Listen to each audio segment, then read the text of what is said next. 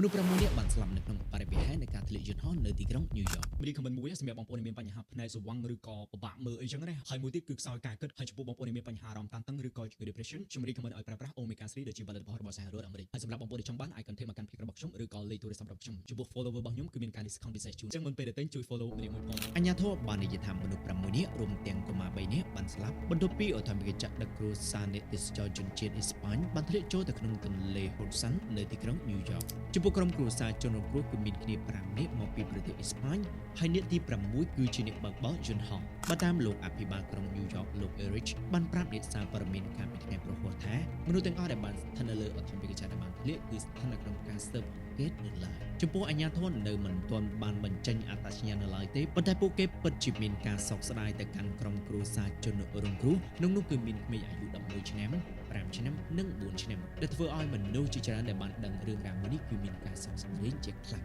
នៅក្នុងសេចក្តីថ្លែងការណ៍មួយអ្នកនាំពាក្យរបស់ក្រុមហ៊ុន Siemens បាននិយាយថាពួកគេមានការសោកស្ដាយយ៉ាងខ្លាំងចំពោះសងនេតកម្មការធ្លាក់អធិបតេយ្យមួយនេះដែលបានឆក់យកជីវិតរបស់នាយកប្រតិបត្តិការរបស់ក្រុមហ៊ុន Siemens ចំណែកឯនាយករដ្ឋមន្ត្រីអេស្ប៉ាញក៏បានចូលរួមរំលែកទុក្ខទៅកាន់រឿងរ៉ាវមួយនេះផងដែរនាយករដ្ឋមន្ត្រីអេស្ប៉ាញលោក Pedro Sanchez បាននិយាយថាដំណឹងនេះពិតជាធ្វើឲ្យលោកមានការសោកស្ដាយជាខ្លាំងហើយក៏សូមចូលរួមរំលែកទុក្ខដល់ក្រុមគ្រួសារជនរងគ្រោះយើងក្រឡេកមើលទៅរូបថតមួយសន្លឹកមុនពេលដែលពួកគេហោះហើរហើយត្រូវបានហុបផ្សាយដោយក្រុមហ៊ុនអាកាសចរមុនពេលដែលរឿងរ៉ាវមួយនេះបានកើតឡើងចំណែកឯវីដេអូឃ្លីបនៅលើ social media ដែលបានបង្ហាញពីអធិបតេយ្យធ្លាក់ពីលើមេឃបញ្ច្រាសទិសមុនពេលដែលធ្លាក់ចូលទៅក្នុងទន្លេ Hudsonចំណែកឯក្រុមមន្ត្រីជំនាញបាននិយាយថាអធិបតេយ្យនេះបានបាត់បង់ការគ្រប់គ្រងភ្លាមៗបន្ទាប់ពីបានបននៅ Judge Washington ដើម្បីផ្លាស់ប្ដូរទិសដៅតាមឆ្នេរសមុទ្រ New Jersey ហើយចំពោះអធិបតេយ្យនេះបានបើកដំណើរការដោយក្រុមហ៊ុនទេសចរ New York Helicopter ហើយបានហោះចេញពី Downtown Manhattan Heliport នៅខាងក្រោមនៃកោះបន្ទាប់ពីយន្តហោះបានធ្លាក់មកដល់ទឹកភ្លាមៗការហៅទូរស័ព្ទដំបូងអំពីការធ្លាក់យន្តហោះក៏បានចាប់ផ្ដើមនៅម៉ោង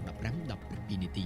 ហើយទូកជំនួយសង្គ្រោះក៏ត្រូវបានបើកដំណើរការភ្លាមៗនេះបើតាមសំណងការបលត់អគិភ័យនៅទីក្រុងញូវយ៉កលោក Robert Tucker បាននិយាយថានៅពេលទៅដល់កន្លែងកើតហេតុក្រុមអ្នកជួយសង្គ្រោះបានស្វែងរកជនរងគ្រោះដោយពួកគេសង្កេតថានឹងមានមនុស្សនៅរស់ចំពោះវិធានការជួយសង្គ្រោះរបស់ពួកគេបានជោគជ័យក៏ប៉ុន្តែការខិតខំប្រឹងប្រែងរបស់ពួកគេគឺមិនបានសម្រេចនោះទេដោយក្រុមមន្ត្រីជំនាញបាននិយាយថាជនរងគ្រោះ4នាក់ត្រូវបានប្រកាសថាស្លាប់នៅកន្លែងកើតហេតុខណៈ2នាក់ទៀតត្រូវបានគេប្រកាសថាស្លាប់នៅមន្ទីរពេទ្យបាយនោះផ្នែកនៃទន្លេដែលអធិបតេយ្យធ្លាក់នោះគឺនៅជិតផ្នែកខាងលិចរបស់ Manhattan ដែលជាតំបន់ដែលគេស្គាល់ថា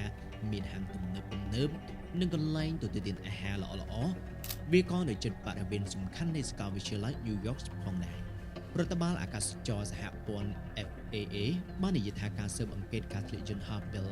206ដែលជាអធិបតេយ្យមានស្លាប់2នឹងត្រូវដឹកនាំដោយក្រុមប្រឹក្សាសុវត្ថិភាពដឹកជញ្ជូនជាតិអធិបតេយ្យ Bell 206ត្រូវបានគេប្រើប្រាស់ជាទូទៅដោយក្រុមហ៊ុនទេសចរស្ថានីយ៍ព័ត៌មានទូរទស្សន៍ក៏ដូចជានាយកដ្ឋានប៉ូលីសប្រធានាធិបតីអាមេរិកលោក Donald Trump បាននិយាយថាបរិយាកាសនៃការធ្លាក់យន្តហោះនេះពិតជាគួរឲ្យខ្លាចហើយព័ត៌មានលម្អិតបន្ថែមទៀតនឹងត្រូវផ្សាយចេញក្នុងពេលឆាប់ៗអំពីអ្វីដែលបានកើតឡើងគាត់បានសរសេរនៅលើវេទិកា Truth Social របស់គាត់ថាព្រះប្រទានពរដល់ក្រុមគ្រួសារជនរងគ្រោះនិងមនុស្សជាទីស្រឡាញ់របស់ពួកគេហើយចំពោះហេតុការណ៍មួយនេះអ្នកដែលគាត់បានឃើញបរិយាកាសនេះផ្ទាល់គាត់បាននិយាយប្រាប់អ្នកសារព័ត៌មានថានៅពេលដែលអធិបតេយ្យនេះគឺបានធ្លាក់គឺដូចរន្ទះអញ្ចឹង